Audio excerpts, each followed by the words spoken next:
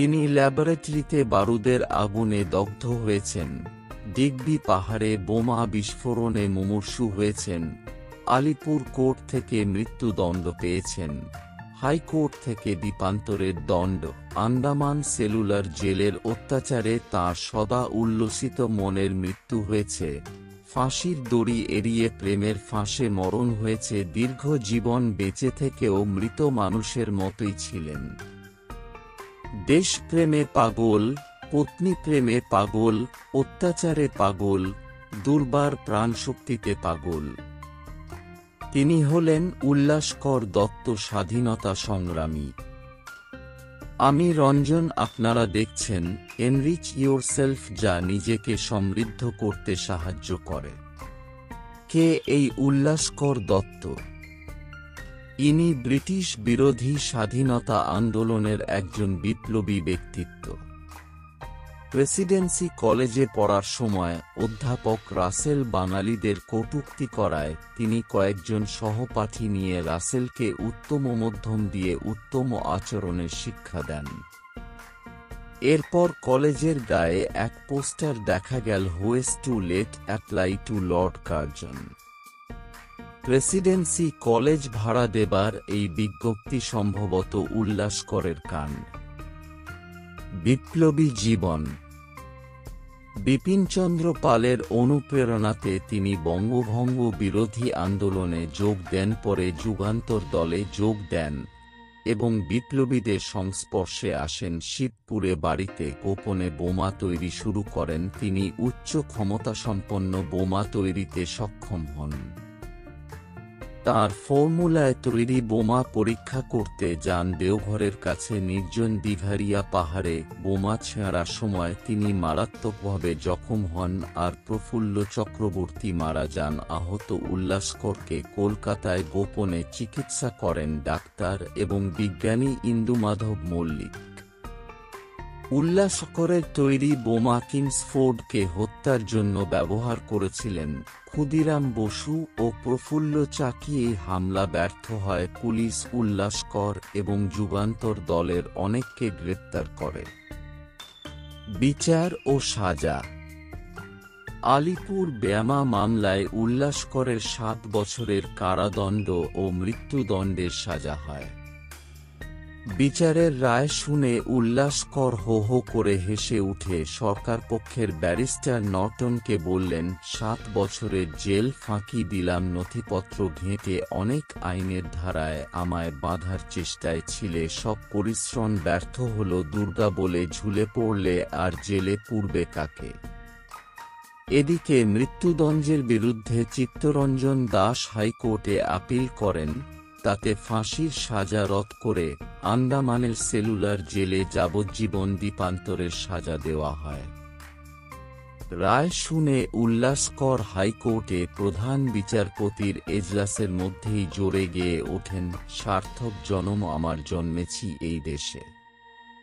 এজলাসে গান গাওয়া আদালত অবমাননা, কিন্তু একটা কারুর মনে আসে না তাঁর সেই গান সেদিন ইংরেজ জজ ব্যারিস্টার শ্রদ্ধা ভরে শুনেছিল।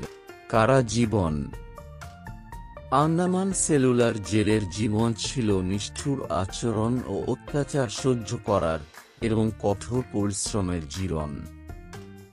এখানে একদিকে খাবার কম দেওয়া হতো, অন্যদিকে চলত অমানসিক অত্যাচার। প্রথম দিকে দেওয়ালের দিকে মুখ করে দেওয়ালের আংটার সঙ্গে হাত করা পরানো থাকত, ঘণ্টার পর ঘণ্টা মাটি কাটা, কাঠ কাটা, রাজমিস্ত্রির কাজ ইত্যাদি তো ছিলই। তাছাড়া গরুর বদলে মানুষকে দিয়ে তেলের ঘানি ঘোরানো হতো, ঘানির চাকার সঙ্গে চেন দিয়ে পা বাঁধা থাকত এবং সমানে দৌড়াতে হতো, একটু শিথিল হলেই পিঠে পড়ত লাঠির বাড়ি, চলত ইলেকট্রিক শক দেওয়া। এই অমানসিক অত্যাচারে উল্লাসকর একসময় মানসিক ভারসাম্য হারিয়ে ফেলেন। 1913 সালে তাঁকে মাদ্রাজ জেলে নিয়ে আসা হয়। সেখানে চিকিৎসায় কিছুটা সুস্থ হলে 1920 সালে তাঁকে মুক্তি দেওয়া হয়। এরপর 1931 সালে আইন অমান্য আন্দোলনে অংশগ্রহণ করায় আবার 18 মাস কারারুদ্ধ করা হয়। অমর প্রেম। বিপিনচন্দ্র পালের কন্যা লীলা পালের সঙ্গে উল্লাসকরের বিবাহ ঠিক হয়েছিল উভয় পক্ষের অভিভাবকের সম্মতিতে। তারা উভয়েই ছিলেন পূর্ব পরিচিত, তাদের মধ্যে গড়ে উঠেছিল ভালোবাসার সম্পর্ক। কিন্তু তার নির্বাসনের সময় তার ভালোবাসার পাত্রীর বিবাহ হয়ে যায় পাঞ্জাবের এক যুবকের সঙ্গে। উল্লাসকর যখন দেশে ফিরলেন তখন লীলাদেবী বিধবা। উল্লাসকর যেমন তার প্রিয়াকে ভুলতে পারেননি, তেমনি তার নির্বাসনের খবর পেয়ে লীলা জলে ঝাঁপ দিয়ে আত্মহত্যা করতে গিয়েছিলেন। তিনি এখন লীলাদেবীকে বিয়ের প্রস্তাব দিলেন। তাদের বিয়েতে একসময় বাধা হয়েছিল দ্বীপান্তর, এবার বাধা হয়ে দাঁড়াল সামাজিক প্রথা, বৈধব্য।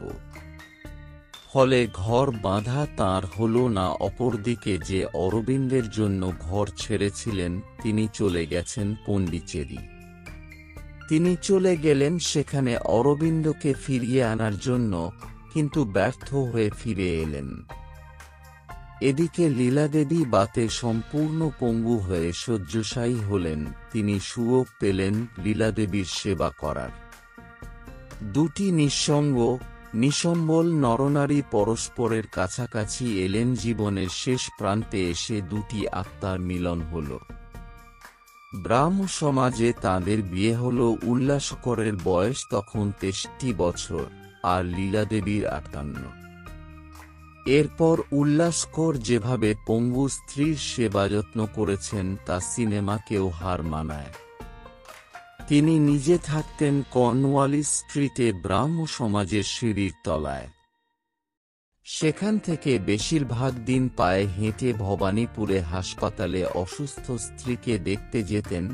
সঙ্গে নিতেন এদিক ওদিক থেকে জোগাড় করা 2-1টি ফল। অনেকে এটিকে পাগলের কাণ্ড বলে উপহাস করত। লীলাদেবীর আরোগ্যলাভের আর আশা না থাকায় হাসপাতাল থেকে ছেড়ে দেওয়া হয়। তাঁদের স্থায়ী আস্তানার অভাবে কিছুদিন এখানে ওখানে কাটান। শেষ জীবন।